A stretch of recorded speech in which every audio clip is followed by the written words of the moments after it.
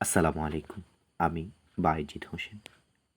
শিশুকাল থেকে আজকে পর্যন্ত জীবনের এই পরিবর্তনে হারিয়েছি অনেক বন্ধু-বান্ধব, অনেক সহপাঠীকে, যাদের সাথে সকাল বিকাল দেখা না হলে, কথা না বললে মনে হতো যে আজকের দিনটাই যেন বৃথা।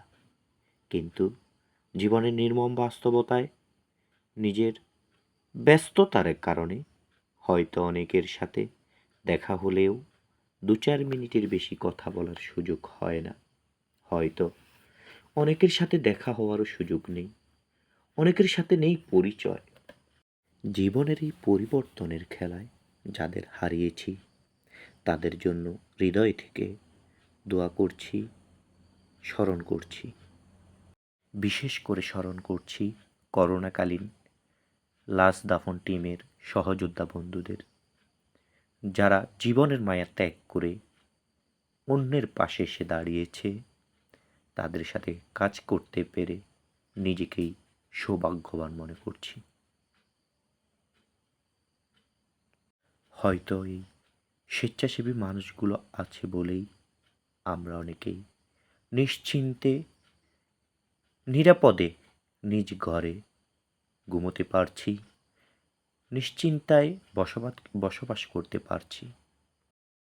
কোনো এক দুর্যোগে যখন আমরা মানুষদের সচেতন করছি, ঠিক তখন একজন লোক আমাদের স্বেচ্ছাসেবকদের বদলা বলে আখ্যায়িত করেছিল।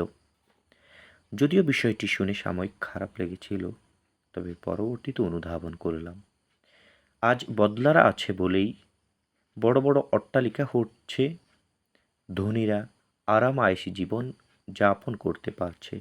ঠিক তেমনইভাবে আমরা স্বেচ্ছাসেবকরা আছি বলেই আজ প্রবাসী নিশ্চিন্তে প্রবাসে কার্যক্রম পরিচালনা করতে পারছে।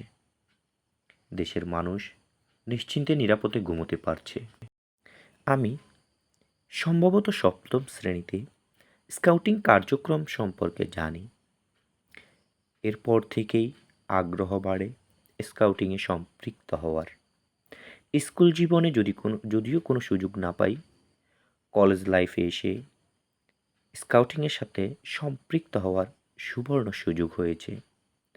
তখন থেকেই মানুষের সেবায় কাজ করার বৃহৎ একটি প্ল্যাটফর্ম আমার সামনে এসেছে, আমাকে সুযোগ করে দিয়েছে 2024-এর বন্যায় আহাজারি করা মানুষগুলোর নিকটে যাওয়ার। যারা বাঁচার জন্য আকুতি করছিল, তাদের পাশে দাঁড়ানোর সামর্থ্য আমার হয়েছে। আমি যখন কলেজে পড়ি, সালাউদ্দিন স্যার আমাকে বলেছিল যে তোমার শখ মানুষের সেবা করতে অনেক টাকা লাগে, কিভাবে করবা? 2024-এর বন্যায় প্রমাণ করে দিয়েছে টাকা থাকলে মানুষের সেবা করা যায় না। টাকা থাকলে যায়, তবে টাকা না থাকলেও প্রচুর সেবা করার সুযোগ রয়েছে।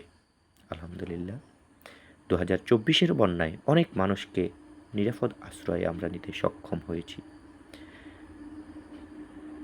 আমরা রেস্কিউ কার্যক্রম সমাপ্ত করেই শুরু করি ত্রাণ বিতরণ কার্যক্রম আসুন্না ফাউন্ডেশনের উদ্যোগে। এরপরেই ইউনিসেফের পক্ষ থেকে গণসচেতনতা তৈরির লক্ষ্যে কাজ করি। এর পাশাপাশি প্লাস্টিকের ক্ষতির বিষয়ে উপজেলা নির্বাহী কর্মকর্তা বরাবর স্মারকলিপি প্রদান করি। এছাড়াও মানুষ যেন নিরাপদে ঈদে বাড়ি ফিরতে পারে, সেজন্য আমরা যানজট নিরসনে কাজ করি। আল্লাহ হাফেজ, ভালো থাকুন সবাই। দোয়া করবেন আল্লাহ তাআলা যেন আমাদেরকে এই স্বেচ্ছাসেবী কার্যক্রমে আরও বেশি কাজ করার তৌফিক দিন। আমিন।